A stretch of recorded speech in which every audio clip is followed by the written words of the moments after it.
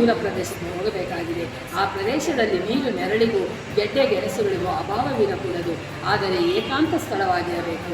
ವಾಸಯೋಗ್ಯವಾದ ಅಂತಹ ಪ್ರದೇಶವಾವುದು. ಭರದ್ವಾಜರು ಅಂತಹ ಸ್ಥಳವನ್ನೇ ಶ್ರೀರಾಮನಿಗೆ ಸೂಚಿಸಿದರು. ಅವರು ಆಶ್ರಮದಿಂದ 10 ಕೋಶಗಳ ದೂರದಲ್ಲಿ ಚಿತ್ರಕೂಟವೆಂಬುದೊಂದು ಪರ್ವತ ಉಂಟು. ಅದು ಅನೇಕ ಸಸ್ಯ ಸಂಪತ್ತಿನಿಂದ ಸಮೃದ್ಧವಾದದ್ದು, ಪಕ್ಷಿ ಸಮೂಹಗಳ ಮಧುರಗಾನದಿಂದ ಮನೋಹರವಾದದ್ದು.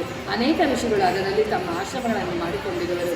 ಅಲ್ಲಿ ಶ್ರೀರಾಮನು ತನ್ನ ಮಡದಿಯೊಡನೆಯೂ ತಮ್ಮನೊಡನೆಯೂ ಸುಖವಾಗಿ ಸತ್ಕಾಲಾಪೇಕ್ಷವನ್ನು ನಡೆಸಬಹುದು ಎಂದು ಭಾರದ್ವಾಜರು ತಿಳಿಸಿದರು.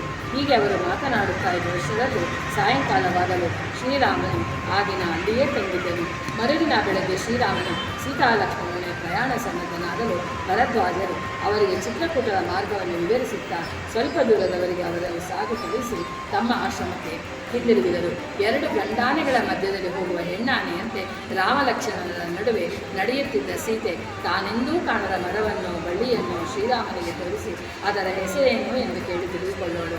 ಒಮ್ಮೊಮ್ಮೆ ಮನೋಹರವಾಗಿದ್ದ ಪುಷ್ಪವನ್ನು ಫಲವನ್ನು ಕಂಡು ಆಕೆ ಅದೇನು ಎಂದು ಕೇಳುವಳು. ಅದನ್ನು ಆಶಿಸುವಳು.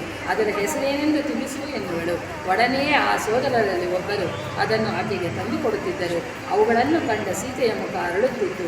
ಹೀಗೆ ಸಂತೋಷದಿಂದ ಮಾರ್ಗಕ್ರಮಣ ಮಾಡುತ್ತಾ 2 ದಿನಗಳಲ್ಲಿ ಚಿತ್ರಕೂಟ ಪರ್ವತದ ತಪ್ಪಲನ್ನು ಸೇರಿದರು. ಅಲ್ಲಿನ ಪ್ರಕೃತಿ ಸೌಂದರ್ಯವನ್ನು ಕಂಡು ಸೀತಾರಾಮ ಲಕ್ಷ್ಮಣರ ಆನಂದಕ್ಕೆ ಪಾರವೇ ಇಲ್ಲದಂತಾಯಿತು. ಚಿತ್ರಕೂಟ ಪರ್ವತದಲ್ಲಿ 100 ವೃಕ್ಷಾಶ್ರಮಗಳಿದ್ದವು.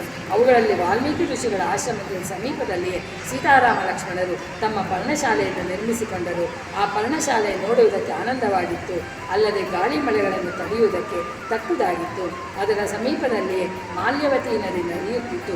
ಪರ್ಣಶಾಲೆಯ ಸುತ್ತಲೂ ರಂಗುರಂಗಿನ ಹೂಗೊಂಚಲುಗಳಿಂದ ಕಣ್ಮಣಗಳನ್ನು ತರಿಸುವ ಗಿಡಬಳ್ಳಿಗಳು ಬೆಳೆದಿದ್ದವು. ಸದಾ ಕಾಲವು ಹಕ್ಕಿಗಳ ಕಲಕಲರದಿಂದ ಕರ್ಣಾನಂದವಾಗುತ್ತಿತ್ತು.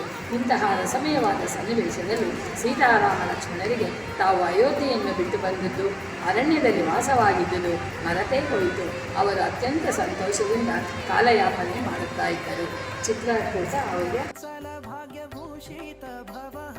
राम जय राजा राम राम राम जय सीता राम।